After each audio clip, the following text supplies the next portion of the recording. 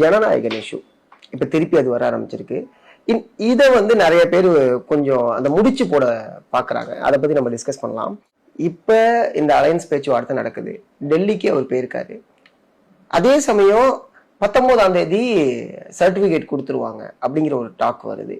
இது எல்லாத்தையும் பார்க்கும்போது அப்ப இவரு அலையன்ஸை ஒத்துக்கிறதுனால இங்க சர்டிபிகேட் வரப்போகுது அப்படிங்கிற ஒரு டாக் வந்து மக்கள் மத்தியில பரவலா இருக்கு. அதை நீங்க எப்படி பாக்குறீங்க? 2 வாரம் முன்னால வரைக்கும் டிஎம்கேனா ரவுடிங்க, அவங்கள தூக்குங்க, எப்பேற்பட்ட அவங்கள தூக்கிடுவேன், இத்திருவேன் வீராப்பா பேசின பிரேமலதா மிஸ்ஸஸ் பிரேமலதா விஜயகாந்த் அப்படியே இந்த பக்கம் வந்துட்டு திமுகவை சேர்றாங்க.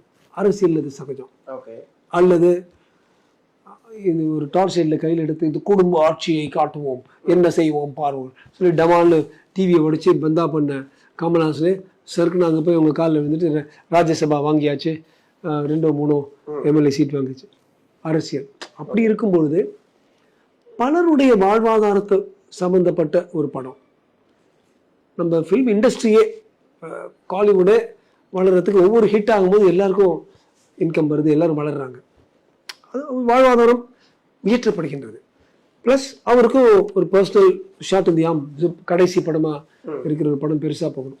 அதுக்கு ஒருவேளை அவர் சமரசம் செய்தால், இப்படிப்பட்ட அப்பா பயங்கரமான சமரசத்துக்கு பார்த்தோம்னா இது வந்து ஒண்ணுமே இல்லையே.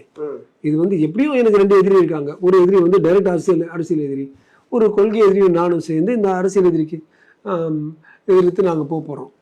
அதுல வந்து எனக்கு ஒரு சில ஆதாயங்கள் வரும். நீங்க பாத்தீங்கன்னா மற்ற விஷயங்கள் நடக்கிற அரசியல் சமரசங்களோட அந்த அளவுக்கு பகிரங்கமாக இல்லாத ஒரு சமரசம் தான் நான் சொல்லுவேன். ஓகே, ஏன்னா இங்க ஒரு விஷயம் இருக்குல்ல. ஃபார் எக்ஸாம்பிள் வந்து இவ்வளோ நாள் எந்த ஒரு சர்டிஃபிகேட்டை பத்தி பெரிய டிஸ்கஷன் இல்லை, அது பெருசா எதுவுமே பண்ணல. பட் இப்போ பண்றாங்க அப்படின்னா இப்போ இவ்வளோ நாள் வந்து பிஜேபி தான் அதை ஹோல்ட் பண்ணி வச்சிருக்கு.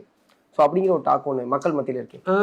அது எப்படின்னா, அவர் வந்து பார்த்தீங்கன்னா அவர் போறாரு, கரூருக்கு அந்த சிபிஐ அட்டென்ட் பண்றாரு, ஜனநாயகமுக்கு ஒரு நாள் இருக்காரு, ஜனநாயகம் வந்து அந்த டிஸ்கஸ் பண்றாரு, வராரு.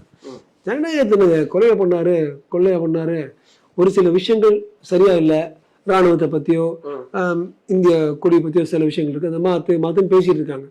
ஸோ அப்படி கூட நம்ம எடுத்துக்கலாம்ல. அது வந்து அதை மாத்திட்டு அந்த மாற்றங்களை மட்டும் பண்ணிட்டா ஒருவேளை கொடுப்பாங்க.